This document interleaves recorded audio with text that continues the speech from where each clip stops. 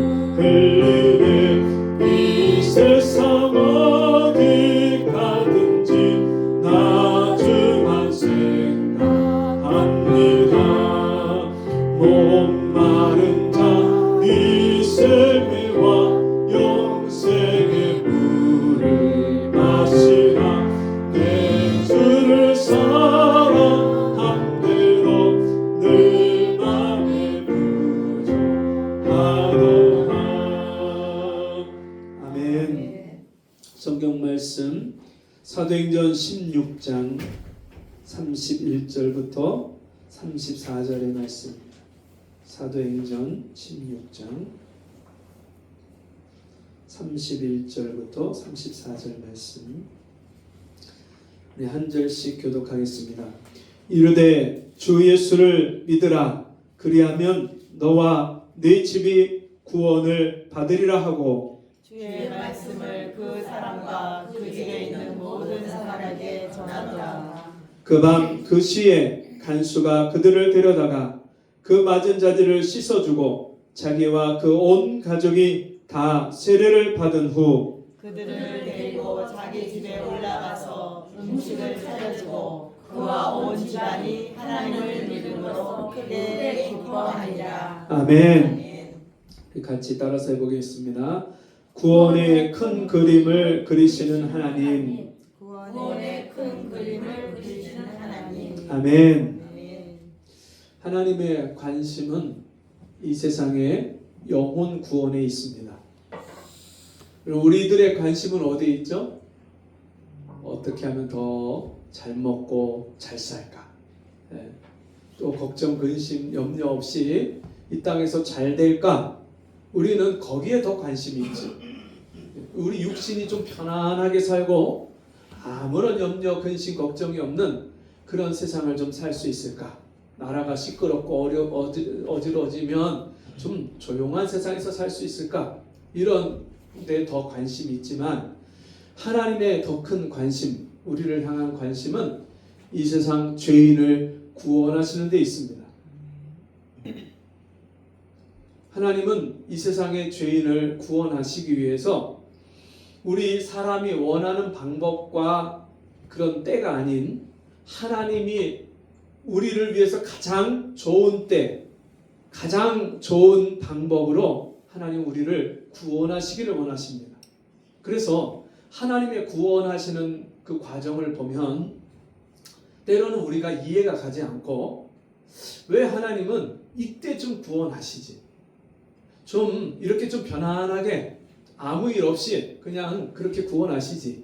왜 이렇게 어려운 일들을 허락하셔서 이런 방법으로 구원하실까? 이해가 가지 않는, 납득되지 않는 그런 경우를 참 많이 봅니다. 지난 목요일 날 저희가 몇몇 교회가 같이 모여서 전도하는 모임이 있어요. 그래서 그 모임에 가서 전도를 하는데 세빛교회라고 애니골 앞에 있는 교회에서 같이 이제 전도를 나가서 전도를 시작하는 거예요. 근데 전도를 어디로 갈까? 제가 하나님 전도를 어디로 갈까요? 이제 기도를 하면서 전도를 나갔는데 막 다른 분들은 두 분 이렇게 다 짝을 져서 나갔는데 저만 혼자 외톨이가 됐어요. 왜 혼자 있더라?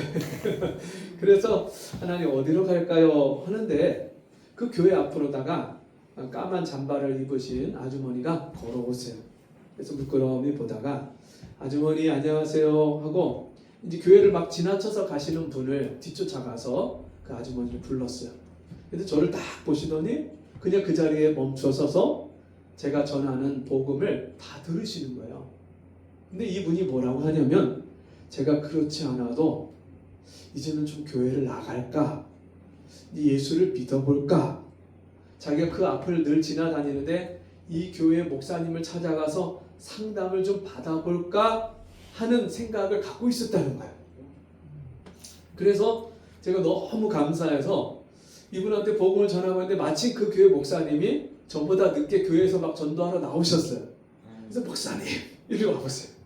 그래서 소개를 하고 그리고 그분을 같이 모시고 그 교회로 가서 바로 같이 상담을 하고 그리고 복음을 전해서 예수님을 그 자리에서 영접을 하셨어요. 근데 이분이 예수님을 영접하고 나서 하시는 첫 마디가 뭐라고 하냐면 제 마음의 채증이 싹 내려가는 것 같아요. 이분이 왜 그런 말씀을 하시냐면요. 이분이 61년생이신데 남편도 66인데 이분이 하시는 말씀이 남편이 10년 전쯤에 간암 수술을 받으셨대요. 간 이식 수술을. 그리고 한 4년 전쯤에 전립선암 수술을 또 받으셨대요. 근데 아들이 썬팅하는 자동차 썬팅하는 그 업종에서 일을 잘 하다가 그게 보이스피싱 당하고 또 가까운 사람한테 사기를 맞고 그러면서 돈을 다 잃으면서 서울에 있는 아파트 좋은 아파트를 팔고 일산에 와서 그 세빛교회 뒤쪽에 있는 집을 샀는데 이제 그 집마저도 담보를 잡아서 대출을 받은 상태로 이제 그것마저 정리를 해야 될 상황이라는 거예요. 아들이 거기에 너무 스트레스를 받으니까 아들이 제대로 된 일을 직장을 갖지 못하고 여기저기 다니면서 배달 일을 하는데 얘가 집에도 안 들어오고 딴 데 가서 그렇게 배달을 하면서 가끔씩 가다 연락이 온대요. 이제 폰도 끊겼고 지가 연락을 해야 전화 통화가 되는데 한 2주 전쯤에 통화를 했는데 엄마 죽고 싶다고. 그 딸이 함께 사는데 딸 아들이 다 결혼하지 않고 30대 후반에 된 그 딸과 아들이 있는데 그 딸이 직장에 가서 돈을 조금 벌으면 엄마한테 좀 보태주고 이 어머니는 평생 힘든 일을 안 해보신 분이 얼마 전부터 빌딩에 가서 청소하는 그 일을 하고 계시다는 거예요. 그러면서 아들이 38인데 파산을 하려고 하는데 젊으니까 나이가 젊어서 파산 신청이 안 된대요. 개인회생을 하려고 해도 그 개인회생을 얼마씩 계속 갚아나가야 개인회생이 되는데 그것마저도 어려운 상황이고 그리고 자기도 본인도 아들 그 돈을 다 대주느냐고 자기 개인회생을 지금 신청을 해서 얼마 있으면 재판을 받고 재판이 끝나고 나면 수임료도 줘야 되고 매일 다달이 얼마씩 갚아 나가야 되는데 도저히 인생에 답이 나오지 않아서 자기도 갑상선이 있고 혈압이 있는데 이제는 어떻게 할 방법이 없고 그래서 목사님을 찾아가서 좀 상담을 받아볼까 그런 생각을 했다는 거예요. 그래서 제가 그러면 전에 교회는 다녀보셨어요? 그랬더니 어렸을 때 한 2-3번 정도 크리스마스 때나 이런 때 한두 번 친구를 따서 교회를 나간 게 전부래요. 근데 어느 교회를 갔는지 이름조차도 생각이 안 나는 아주 까마득한 어린 시절이고 처녀 때까지는 자기가 천주교회를 좀 다녔을 때요. 그러다가 불교 시댁에 시집으로 와갖고 너무 어머니가 이제 불교가 심하니까 성당도 못 나가고 교회도 전혀 다녀보질 않았다고. 그러면서 교회 앞을 계속 지나다니면서 내가 이제는 이 교회를 좀 가볼까 이런 생각을 했다는 거예요. 그래서 그분을 위로하면서 제가 어머니 정말 사람은 돕고 싶어도 도울 능력이 없어서 못 도울 경우도 있지만 우리 인생에 아무도 도움을 줄 수 없는 그때가 하나님이 우리를 도와주실 수 있는 하나님만이 우리의 도움이 되실 수 있는 때입니다. 이제 우리 어머니 이제 하나님 앞에 나왔으니까 그 모든 인생의 모든 염려 걱정을 다 하나님께 맡기고 이제 하나님 앞에 나와서 예배하고 하나님 믿고 그렇게 남은 인생을 살아가시면 하나님이여 내 영혼만 구원하실 뿐만 아니라 내 영혼이 구원받을 때 우리 육신의 모든 문제도 하나님이 하나씩 하나씩 풀어주시는 그런 은혜를 주십니다.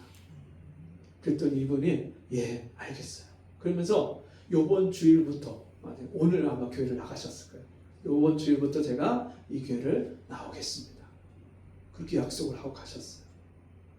참 제가 그분을 보면서 그런 생각을 했어요. 아니 좀 잘 살 때 그 남편도 건강하고 자식들도 좀 아무 일 없고 이 아주머니도 건강할 때 좀 하나님이 부르셔갖고 교회를 나가서 신앙생활 했으면 얼마나 좋을까. 근데요 사람이라는 게 모든 일이 잘 되고 걱정 걱정거리가 없으면 하나님을 잘 찾나요 안 찾나요? 안 찾아요. 네. 우리 마음이 가난해져야 하나님 앞에서 내가 하나님의 은혜와 도우심이 아니면 살 수 없는 존재구나 이것을 깨닫게 돼야 하나님 앞에 나오는데 그렇게 되기까지는요 이 사람의 마음이 참 교만해져 있고 높아져 있고 어떤 회장님이요 1000평짜리 저택에 수영장 딸린 집에서 사셨대요. 네. 여러분 혹시 그런 집에 살아보셨나요? 네. 우리 중에는 아마 그런 분이 없을 겁니다. 근데 이분이 1000평짜리 집에서 수영장 딸린 집에서 그 아들들 자녀들이 대중교통을 타보질 않았대요. 버스 이런 지하철을 타보질 않고 늘 기사가 지금 고급 승용차로 학교에다가 유치원에다가 학원에다가 늘 태워줬던 그런 집인데 이분이 120억짜리 오래전이에요. 120억짜리 건물을 짓고 분양을 했는데 20%밖에 분양이 안 돼서 부도를 맞고 다 정리하고 나니까 호주머니에 딱 100만 원 남았더래. 100만 원. 근데 그거를 가지고 목사님을 찾아와서 목사님 이게 제가 가진 전 재산입니다. 그러면서 하나님 앞에 헌금을 하고 그리고 믿음으로 살기 시작하는 거예요. 매 새벽 기도를 나오고 모든 예배를 다 나오고 회장님으로 살 때는 그렇게 살지 못했죠. 근데 이분이 아내하고 그렇게 열심히 그렇게 생활을 하면서 아내는 전단지 돌리고 이 회장님은 또 자기 나름대로 그 일을 하면서 하나님이 가정을 조금씩 경제를 회복시켜주면서 두 아들을 집을 이제 장만을 해서 대출을 껴서 집을 장만해주고 그러면서 조금씩 집안 형편이 나아지는데 이 회장님이 교회 나와서 목사님한테 하는 말이 목사님 저는 지금이 가장 행복하고 저는 가장 좋습니다. 가장 감사합니다. 제가 옛날에 그렇게 잘 나가고 잘 먹고 잘 살 때는 전혀 하나님을 모르고 이 은혜를 모르고 살았는데 지금 이렇게 되고 나니까 지금이 가장 행복하고 감사합니다. 여러분 우리 인생은 하나님의 계획과 섭리를 다 알지 못하기 때문에 당장 내가 원치 않는 일이 나에게 닥쳤을 때 원망과 불평이 나오기 쉽습니다. 그런데 하나님은 우리를 향해서 놀라운 계획을 갖고 계십니다. 오늘 우리가 읽은 이 사도행전 16장의 말씀은 한 가정이 구원받는 놀라운 스토리가 이 안에 담겨 있는데요. 하나님이 그 한 가정 식구들을 온 가족의 집안 식구들을 다 구원하시는 이 놀라운 일을 하나님이 구원하시는데 아주 오래 전부터 이 구원의 역사를 준비하고 이 모든 일들을 이루어 가신 그 하나님의 역사가 나타나고 있습니다. 여러분 이 사도행전 16장은요 어떤 스토리가 있냐면 바울과 실라라는 사람이 복음을 전하는데 마게도냐 지역 그 전에는 아시아 지역 지금의 튀르키예라는 그 지역에서 복음을 계속 전하다가 하나님이 거기서 더 이상 전도하는 것을 막으시는 거예요. 그리고 밤중에 환상 중에 마케도니아 사람 이제 지중해를 건너서 유럽의 그 마케도니아 지역에서 어떤 사람이 환상 중에 건너와서 우리를 도우라 하는 환상을 꾸고, 그리고 나서 이 마케도니아 지역에 가서 전도를 시작하는데, 그 마케도니아 지역의 첫 성이 빌립보입니다.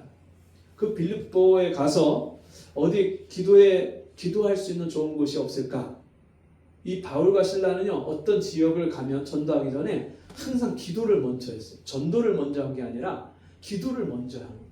어디 가서 뭐 기도를 먼저 할 수 있는 좋은 곳이 없을까 나갔는데, 거기서 누구를 만나냐면 옷감 장사를 하는, 자주색 옷감 장사를 하는 루디아를 만납니다.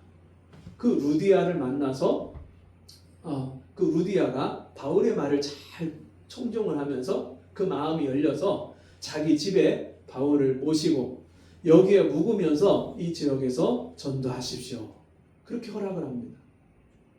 그리고 나서 여전히 이 바울이 그 다음 날도 또 그 다음 날도 그 다음 날도 계속 기도를 하고 싶어서 기도할 곳을 찾아서 계속 가는데, 어떤 한 젊은 여자가 계속 따라오면서 당신들은 지극히 높으신 하나님의 종으로서 이 놀라운 복음을 많은 사람들에게 전하는 그런 하나님의 종입니다, 그렇게 막 외치는 거예요. 야, 이 바울을 알아보고, 근데 그 여자가 어떤 사람이냐면 귀신 들린 여자. 네. 이 젊은 여자가, 여종이 귀신 들려갖고 사람들의 점괘를 마치면서, 그러면서 이 여종의 주인이 많은 돈을 벌게 하는 귀신 들린 여자예요. 여러분, 근데 이 귀신 들린 여자가 하나님의 종, 이 바울을 제대로 알아보긴 알아봤는데, 그 여자가 외치는 이 얘기가 바울이 전하는 복음에 도움이 될까요, 안 될까요? 예. 여러분, 미친 사람의 얘기를 사람들이 잘 믿어요, 안 믿어요? 안 믿죠. 예. 근데 이 여자가 계속 와서, 미친 여자가, 그 귀신 들린 여자가 얘기를 하니까 바울이 너무 괴로워서 듣다가 못해서 예수의 이름으로 명하는 귀신아 나가라. 그때 이 귀신이 떠나갑니다. 여러분, 귀신 들린 사람, 귀신이 나가면 그 주인이 기뻐해야 될 일인데, 이 주인들이요 화가 났어요. 왜 화가 나요? 그 여자를 통해서 돈을 많이 벌었는데 이제는 점괘가 안 맞으니까 돈을 못 버는 거예요. 그러니까 화가 나서 억지 고소를 합니다. 관가에다가, 로마 정부에다가 이 바울, 신라 이 일행들이 와갖고 이 성을 요란케 하고 소동케 하고 아주 못된 말을 퍼뜨리는데 이 사람들 잡아 가두십시오. 그래서 감옥에 갇혔어요. 이때 당시에 로마 감옥은 지금처럼 좋은 환경이 아닙니다. 사람이 들어가면 정말 사람의 인간적인, 인격적인 대우를 받을 수 없는, 그리고 로마의 감옥 중에 지하 깊은 감옥이 있는데 이 바울과 실라가 그 감옥에 갇혀요. 야, 여러분, 이런 상황이 되면 우리는 어떤 생각이 듭니까? 아니, 내가 나쁜 일 한 것도 아니고 하나님의 말씀을 사람들에게 전해주고 귀신 들린 사람을 고쳐줬는데 왜 나에게 이런 일이 생기나? 하나님은 왜 이런 어려움을 우리를 빠뜨리시나? 우리는 아마 그런 생각을 할 거예요. 근데 이 바울과 실라가 감옥에 갇혀서 한 일이 뭐냐면, 하나님 감사합니다. 할렐루야. 하나님 감사합니다. 그러면서 감사 기도를 하고요, 그 감사 찬양을 하는 거예요. 근데 감옥에서, 뻥뻥 뚫린 그 감옥에서, 쇠창살이 있는 감옥에서 그렇게 찬양을 하니까 그 감옥에 있는 죄수들과 누가 다 들어요? 간수장들이, 그들을 가두고 관리하는 간수장들이 다 듣는 거예요. 자, 어느 날 이 바울과 실라가 막 찬양하고 감사하는데 어떤 일이 벌어지냐면, 감옥에 옥터가 지진이 나서 움직이고 감옥의 문이 열리고 손과 발을 채웠던 쇠사슬과 착고 고랑이, 쇠스랑이 다 끊어집니다. 여러분, 자다가 간수가 깜짝 놀랐어요. 그 감옥을 관리하는 간수장이 깜짝 놀라서 와보니까 감옥 문이 다 열렸어요. 밑에 지하는 어두워서 보이지도 않아요. 그러니까 어떻게 해요? 야, 큰일 났다. 이 죄수들이 다 도망갔구나. 그럼 그 책임을 누가 져야 돼요? 자기가 져요. 놓친 죄수들 그 목숨값을 자기 식구들이, 집안이 다 멸문지화를 당해요. 큰일 났어요. 그 두려운 마음에 간수장이 목숨을 끊으려고 자결을 하려고 하는데 그때 바울이 그걸 보고 깜짝 놀라서 외칩니다. 우리가 다 여기 있으니까 죽지 마시오. 그 바울의 말을 듣고 간수장이 불을 달라고 해서 그 지하 감옥에 들어보니까 바울과 실라가 그냥 도망가지도 않고 그냥 있는 거야. 그래서 깜짝 놀라서 그들을 데리고 나와서 맞은 데를 씻기고 옷을 갈아입히고 그리고 자기 집으로 모셔서 음식을 해서 먹이고 바울이 전하는 복음을 다 듣게 하십니다. 여러분, 만약에 바울이 아시아에서 계속 복음을 전했다면, 거기서 복음 전하는 일이 잘 풀려갖고 계속해서 복음을 전했다면 이 유럽으로 갈 이 지중해를 건너서 그쪽 그리스 지역으로, 이탈리아 지역으로 갈 이유가 없는 거예요. 근데 하나님은요, 전도가 안 되게 하시고 거기서 전도를 막으시고 그리고 환상을 보여주시고 어떻게 하셔요? 이 유럽으로 빌립보 성으로 가서 전도를 하게 하십니다. 그 전도하다가 여러분 붙잡히지 않았다면, 감옥에 가지 않았다면 그 간수장을 만난 일도 없는 거예요. 근데 붙잡혀서 감옥에 들어가서, 여러분 이 간수장이 이 바울과 실라를 보면서 이상한 생각을 했을 거예요. 아니, 다른 죄수들은 감옥에 들어오면 너무너무 괴로워하고 꺼내달라고 소리치고 막 화를 내고 아니면 절망하고 울고 이제 죽었구나 그렇게 생각하고 사람들이 삶을 포기하고 사는데, 아니 이 사람들은 도대체 감옥에 갇혀서도 저렇게 그렇게 밝게 감사를 하고 찬양을 하고, 야 도대체 어떻게 된 사람들. 그 바울과 실라를 만나고서는 그런 생각을 했죠. 근데 너무나도 신기한 것은 하나님이 그 간수장의 모든 가족을 구원하시기 위해서 그 놀라운 일들을 하나하나 다 계획하고 준비하셨던, 만약에 거기에 루디아가 없었다면, 루디아가 거기서 이 바울과 실라를 만나지 못하고 그들을 자기 집으로 초청하지 않았다면 여러분 거기서 계속 전도할 일도 없었을 것이고, 그리고 그 감옥에 들어갈 일도 없었죠. 근데 하나님은요, 그렇게 미리미리 모든 계획을 다 섭리하고 준비하셔서 마치 톱니바퀴처럼 그렇게 다 아구가 다 들어맞아서 그렇게 간수장의 모든 가족 식구들을 구원을 하십니다. 오늘 읽은 본문 말씀 중에 그 간수장에게, 그 간수장이 깜짝 놀라서 그들을 우리가 어떻게 해야 구원을 받습니까? 하고 물어보는데요. 제가 먼저 30절 오늘 본문 바로 앞절인데요. 읽어드립니다. 그들을 데리고 나가 이르되 선생들이여 내가 어떻게 하여야 구원을 받으리까 하거늘. 이 바울이요, 그 감옥에서도 죄수들한테 복음을 전하고 간수들한테도 복음을 전하고 구원받는 도에 대해서, 십자가의 도에서 계속해서 복음을 전하는 거 귀등으로 들었어요. 구원이 뭐야? 이 땅의 인생 말고 영원한 세계가 있어? 막 이런 얘기를 자꾸 듣다 보니까 이 마음에서 구원이 뭘까? 이런 그런 의문과 갈등을 갖고 있었던 거예요. 그러니까 이 엄청난 사건이 일어났을 때 제일 먼저 드는 생각이 저들이 말했던 그 구원이 뭘까? 그러니까 그들에게 묻습니다. 선생님, 우리가 어떻게 해야 구원받습니까? 그때 바울이 한 말입니다. 31절 이르되 주 예수를 믿으라. 그리하면 너와 내 집이 구원을 받으리라 하고. 아멘.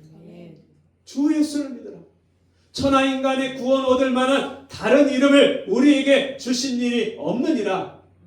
예수 외에는 구원이 없어요. 왜 그렇습니까? 예수님만이 이 세상 모든 죄인들의 죄를 다 대속하시기 위해서 이 땅에 오신 하나님의 어린 양이시기 때문에, 여러분 구약 시대에는 사람들이 죄를 지으면 제사장에 가서 자기의 죄를 고백하고 그리고 제물을 가지고 가서 소와 양의 머리에다가 이 사람의 죄를 전가해서, 이 사람이 죄를 졌지만 그 사람의 죄값을 이 제물을 받으시고 하나님 용서해 주십시오 하고 그 짐승의 머리에 제사장이 안수를 하고 짐승을 잡아서 태워서 하나님께 제물을 드려서 그 제사를 지내서 죄를 용서받았어요.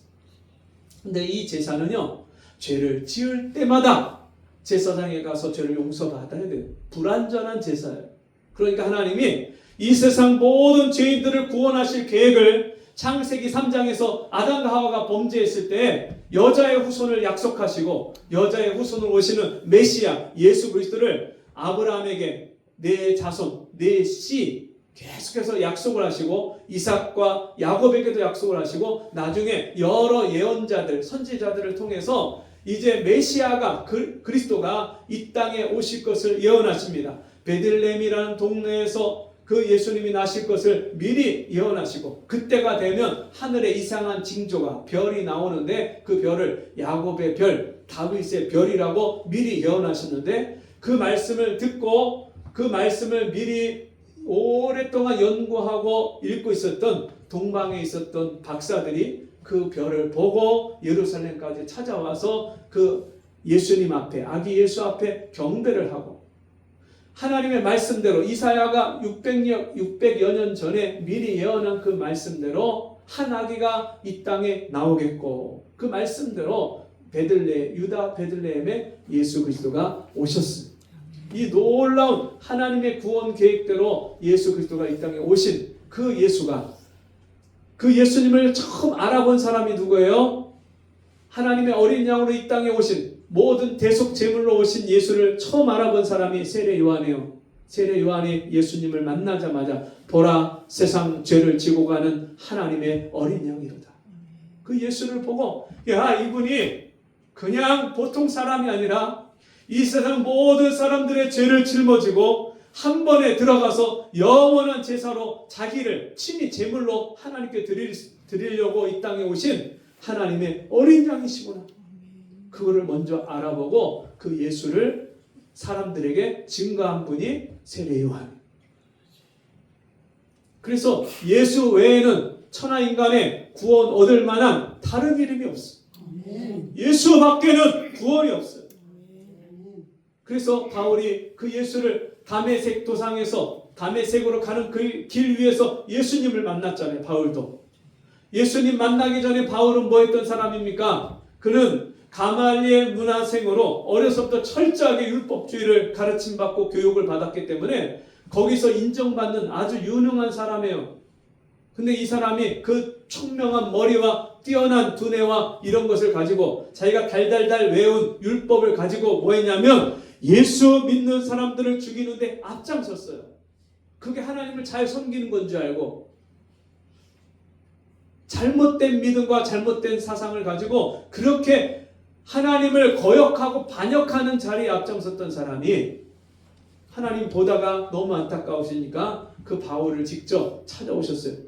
예수님이 부활하신 예수님이 이 바울을 찾아와서 태양보다 더 밝은 빛으로 한낮의 길 위에서 그를 만나주시는데 그 엄청난 밝은 빛 앞에 엎드러져서 눈이 멀어서 누구십니까? 나는 네가 핍박하는 예수다. 내가 너를 이방인의 복음 전도자로 사역자로 너를 삼았노라. 그러면서요 주님이 이 바울을 만나주시니까 바울이 이제는 예수 믿는 사람 잡아 죽이는데 앞장서던 사람이 이제는 예수 복음을 전하는데 앞장서고 자기 목숨을 거는 자기 인생을 다 바치는 그런 사람이 됐어요. 하나님은요 바울을 그렇게 준비하셔갖고 이 간수장을 만나서 외치게 하시는 거예요. 가로되 주 예수를 믿으라. 그리하면 너와 네 집이 구원을 얻으리라. 바울이요 구원을 받았잖아요. 그 예수를 만났잖아요.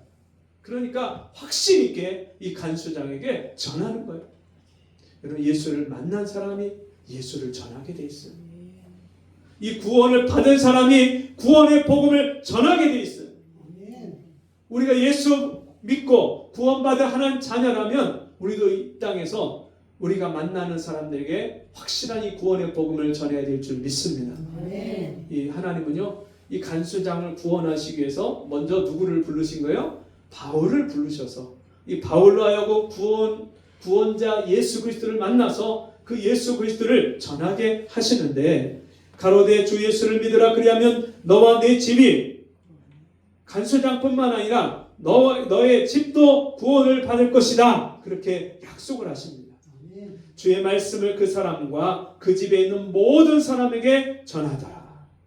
이런 복음이 이 간수장만에게 전해진 게 아니라 그 집에 있는 모든 식구들에게 전해졌습니다. 그 밤 그 시에 간수가 그들을 데려다가 그 맞은 자들을 씻어주고 자기와 그 온 가족이 세례를 받은 후 그들을 데리고 자기 집에 올라가서 음식을 차려주고 그와 온 집안이 하나님을 믿음으로 크게 기뻐하니라. 아멘. 그럼 바울이 전한 이 복음을 통해서 간수장과 그 온 식구들이 다 예수를 믿었을 때 그 집에 기쁨이 가득했어요. 그럼 오늘날 이 땅의 모든 가정들이 이런 하나님이 주시는 기쁨이 아니라 인생의 염려, 근심, 걱정, 슬픔으로 가득합니다. 이제 먹고 살만하고 잘 될만하면 갑자기 제가 목요일날 만났던 그분도 그러는 거예요.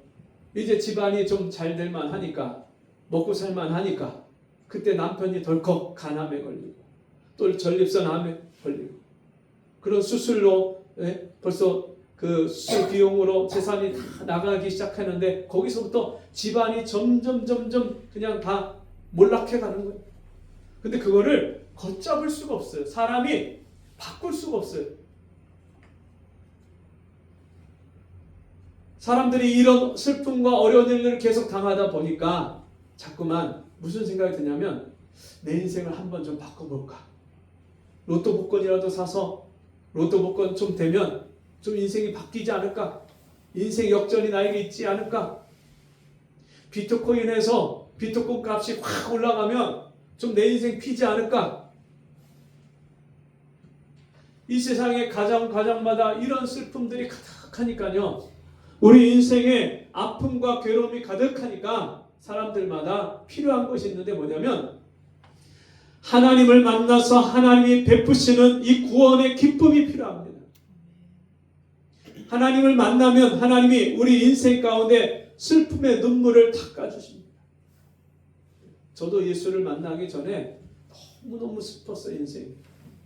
아버지는 술만 드시죠. 그리고 열심히 가서 일을 하셔요. 한 달 버는 봉급을 바로 그 노름에서 다 날리세요. 고주망태가 돼서 집에 들어오시면 어머니한테 욕을 하고 노발대발하고 밥상을 들러엎고 집어 던지고 욕하고 집이 지옥이 집이. 저는요 어렸을 때 지옥을 생각하기를 우리 집이 지옥이다. 근데 아버지가 들어오시기 전에는 집이 지옥이 아니에요. 아버지가 들어오시면 그 순간부터 지옥. 언제까지냐면 아버지가 완전히 그냥 잠이 들 때까지. 그런 인생을 17살 때까지 너무 슬픔 가운데 살다가 내가 왜 살까? 내가 이런 집안에 왜 태어났을까? 나는 왜 저런 아버지 밑에 태어나서 이런 인생을 살아야만 되나? 매일같이 고민했어요. 매일같이. 고민하다가요 답이 나오나요? 안 나오나요? 안 나와요. 답이 없어요. 그러면 답을 뭐라고 생각했냐면 내가 죽어야 되겠다. 죽으면 끝날 거 아니냐. 죽으려고 저수지까지 갔어요. 그 물 수면 위에 우리 엄마 얼굴이 떠올라요. 매일 아버지 때문에 우시는 엄마 얼굴. 그 엄마 얼굴이 떠올르는데 차마 죽지 못하겠는 거예요. 나까지 죽으면 우리 엄마가 얼마나 슬퍼하실까.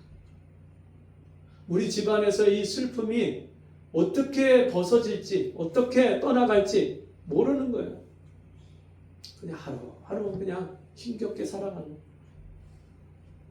근데 주님이 찾아오시는데 난 우리 아버지 때문에 우리 집안이 그렇게 슬프고 괴로운 집안이 된 줄 알았는데 그게 아니더라. 하나님을 떠난 모든 인생은 그런 저주 가운데 살 수밖에 없는 거더라. 하나님이 저를 찾아오셔서 제 모습을 보여주시는 거예요.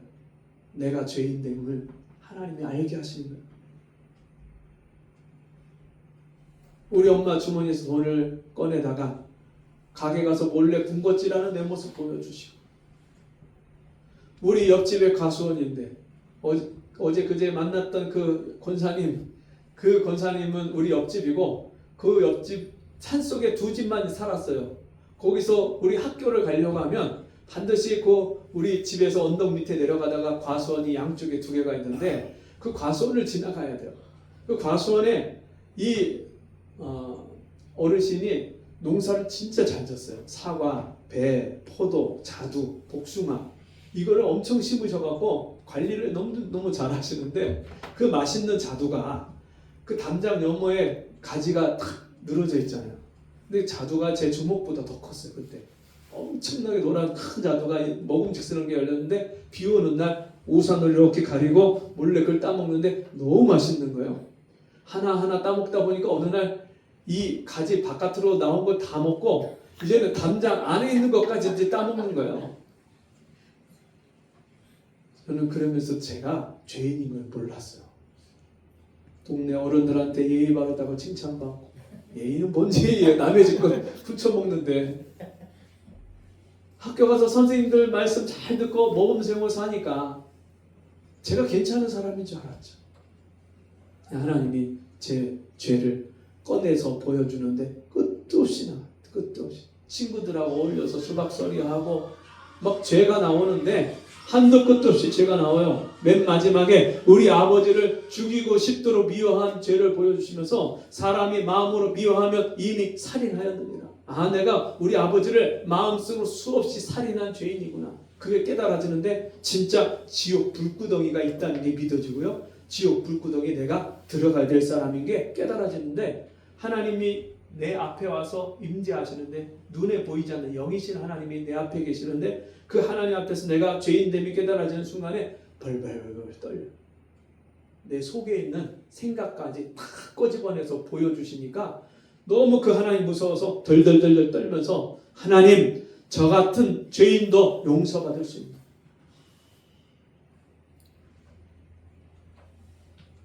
제 속에서 우러나오는 첫 마디가 저 같은 죄인도 용서받을 수 있는 2000년 전에 있었던 사건 예수님이 십자가에 못 박혀 죽으시는 사건을 제게 보여주시는 거예요. 처참한 모습으로 머리에 가시관을 쓰고 온몸이 채찍으로 맞아서 살점이 뜯겨지고 그 십자가의 대못을 박혀서 피를 타고 피가 그 기둥을 타고 밑에 큰 고여있는 그 주님이 죽으시는 장면을 보여주면서 너를 위해서 너의 죄 때문에 너를 구원하기 위해서 너를 사랑해서 그렇게 죽으셨다. 그 음성을 듣는데 제가요 그 앞에 그냥 꼬꾸라졌어요. 몇 시간을 떼굴떼굴 부르면서 하나님 앞에 통곡하고 회개한 눈물 콧물 쏟은 새벽에 눈을 떴는데 하늘이 온 하늘이요 다 새롭게 너무나도 영롱한 별이 총총 박혀있고 풀잎에 이슬이 저는 그렇게 아름다운지 몰랐어요. 너무너무 영롱하고 아름다워. 집에 돌아왔는데 우리 아버지가 그렇게 사랑스러워. 아버지가 불쌍하고 이해가 가고 우리 아버지가 하나님 몰라서 저런 인생을 사셨지. 나처럼 하나님을 만났다면 우리 아버지가 저런 인생을 안 사셨지. 그때부터 우리 아버지를 사랑하는 마음이 저도 모르게 제 안에서 흘러나오는 우리 집이 그렇게 슬픔의 집이요. 예수 믿고 한 사람, 두 사람, 세 사람 예수를 믿는데 우리 집이 지옥에서 천국이 되는 거예요. 제가 깨달았어요. 아, 서로 미워하고 싸우면 지옥이고 서로 사랑하고 용서하면 천국이구나. 우리 집이요. 서로 사랑하기 시작하고 제가 우리 아버지를 안아드리고 우리 아버지가 저를 안아주시고 보고 싶다고 이게 천국이 되버리더라고요. 이 간수장의 집도요. 여러분 죄수들을 가두고 죄수들을 관리하는 집이니까 이 간수장이 얼마나 예민하겠어요. 그리고 감옥에서 좋은 일이 있습니까? 좋은 일이 있을 리가 없잖아요. 감옥에 늘 그런 곳에서 죄수들을 다루고 험악한 사람들을 다루고 그러다 보니까 여러분 박효진 장로님이라고 계신데 이 박효진 장로님이 그 청송교도소, 청송감호소 여기서 근무를 하면서 이분이 싸늘한 태양, 지옥에서 온 박주임 이게 자기 별명이었대요. 교회를 다니기 전에. 왜냐하면 거기 온 사람들이 흉악범들, 사람을 연쇄살인하고 막 한 가족을 몰살시키고 막 이런 끔찍한 사람들이 거기 오는 거라서 이 사람들은요 뭐 겁나는 게 없고요. 이미 그 사형 언도를 받은 사람들이 이러니까 간수장들도 함부로 간수들도 함부로 교도관들도 함부로 건드리지 못합니다. 어떤 사람들은 기분이 나쁘고 막수가 들리면 자기 배를 거갖고 배에서 창자가 흘러나온 것을 여기다가 걸치고 동해물과 백두산이 부른대요. 너무너무 끔찍하고 사람들이 상상할 수 없는 그런 흉악범들을 다루려고 하니까 자기는 더 악해지고 더 포악스러워져. 막 욕하고 뭐 이런 거는 뭐 일도 아니고요. 죄수들이 만약에 이 교도관한테 대들고 막 거기 규칙을 지키지 않고 그러면 그냥 막 사정없이 뚝 패고. 자기가 그렇게 생활을 하다 보니까 자기 집에 왔는데 아이들을 자기가 봐도 아이들을 마음에서 이쁘고 막 우리 애기 막 이렇게 안아주고 막 그래야 되는데 그런 마음이 안 생긴대. 어느 날 술집에서 술을 먹는데 술을 먹고서 그 술집에 수족관이 있는데 술집에 그 물고기를 이렇게 보면서 야 너는 나보다 더 낫다. 술에 취해갖고. 그러니까는 같이 술 마시던 동료들이 왜 그러시냐고 박주인이 그래갖고서는 끌고서는 집에 데려다 놓고 필름이 끓길 때까지 술 마셔.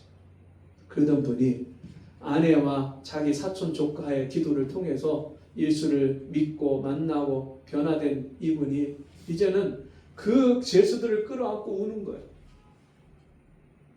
여러분 그러니까 교도관들이 그 수많은 죄수들을 다루면서 마음이 거칠어지고 막 포악해지고 그러잖아요. 그러니까 이 간수가 자기 집에 가서 여러분 가족 식구들과 같이 생활을 할 때 그렇게 자기의 마음이 거칠어질 수밖에 없는 거예요. 그러니까 여러분 그 집안에 뭐가 있어요? 슬픔이, 근심이, 염려가 가득한 거예요. 근데 그 집에 예수 믿고 구원받으니까 뭐가 가득해요? 구원의 기쁨이 가득하다. 여러분 이 구원의 기쁨은요 오늘날 이 시간도 예수 믿고 구원받는 그 사람과 가정에 하나님이 주시는 동일한 구원의 기쁨이요 그 감격인 줄 믿습니다. 지난 추수감사 주일에 우리 성도들이 나와서 한 분 한 분 감사 간증을 하고 세 분이 나와서 간증을 하고 그리고 지난 송보영신 예배 때도 1년 동안 주신 은혜를 같이 나와서 이야기를 하는데 제가 얼마나 감사해요. 우리 예수 믿는 사람들은요 내게 베푸신 이 구원의 은혜와 기쁨을 간증할 수 있어야 돼요. 여러분 내가 이 구원받은 은혜가 있고 기쁨이 있으면 내 남편에게 얘기할까요 안 할까요? 해요. 여러분 우리가 어디가 몸이 아파갖고 약만 먹고 몸이 좋아져도 옆 사람한테 얘기하잖아요. 근데 우리가 예수 믿고 구원받고 영생을 얻고 평생 내 마음에 슬픔과 근심이 가득하다가 하늘의 기쁨과 이 감격을 받았는데 어떻게 얘기를 안 할 수가 있겠어요? 바울도 목숨 걸고 얘기했고요. 간수장도 그 식구들도 여러분 이 구원의 기쁨이 가득하니까 온 집안 식구가 다 믿는 거예요. 제가 오늘 이 설교를 준비한 이유가 뭐냐면 올해 우리 교회 이제 표어로 목표를 잡은 게 구원받는 가정. 야, 우리 성도들이 집안 식구들 모든 식구들을 구원하는 올 한 해가 돼야 되겠다. 나만 예수 믿고 나만 천국 갈 거예요? 같이 믿고 같이 천국 가야죠. 아멘. 우리가 정말 예수 믿고 하나님께 더 가까이 가고 천국의 그 기쁨과 소망이 점점 클수록 우리에게 한편에 안타까운 마음이 드는 게 뭐냐면 우리 집안 식구들, 내 가족들. 제가 3남 2녀의 막내로 태어났어요. 저의 맨 위에 큰형은 저보다 12살이 많으세요. 근데 그 형을 제가 예수 믿는 날부터 지금까지 17살부터 지금까지 기도를 하고 있어요. 35년을 그 형님을 위해서 지금까지 기도하고 있어요. 제 기도에 다른 기도 제기는 많지만 우리 집안 식구들을 한 사람 한 사람 이름을 떠올려가면서 불러가면서 기도할 때마다 우리 형님이 가장 큰 기도의 제목이에요. 다른 식구들 형제들은 다 예수 믿었는데 우리 형님이 아직까지 예수를 영접하지 않아서 그게 얼마나 큰 마음의 짐인지 몰라요. 하나님, 우리 형 언제 구원하실 거예요? 제가 한 번은 따졌어요. 이 말씀 붙잡고 하나님 앞에 기도하면서 따졌어요. 제가 수년 전에 하나님, 주 예수를 믿으나 그리하면 너와 네 집이 구원을 얻으리라 약속하셨잖아요. 근데 왜 우리 형을 구원하시지 않습니까? 이제 구원하실 때가 됐지 않았습니까? 제가 그렇게 많이 기도했는데 하나님이 저에게 마지막에 뭐라고 감동을 주시냐면 네가 얼마나 눈물을 흘려 기도했느냐. 하나님은 내 눈물을 병에다가 담으신대요. 제가 우리 형을 위해서 흘린 눈물을 병에 담으시는데 그 눈물이 아직 덜 찼다는 거예요. 하나님 원하시는 양이 안 된다는 거예요. 지금은 마음이 굉장히 많이 열리셨어요. 지난번에 우리 교회 이전을 하는데 이전 감사 예배 드린다고 하니까 저희 형님이 빳빳한 신권 5만 원짜리를 100만 원을 찾아갖고 그거를 봉투에다 넣고 저희 형님이 붓글씨 서예 잘 하시거든요. 그걸로다가 거기다가 축 성전 입당 이렇게 하고서는 거기다가 어서 또 들으신 거 있으셔갖고 그래 해갖고서는 그걸 헌금을 하신 거예요.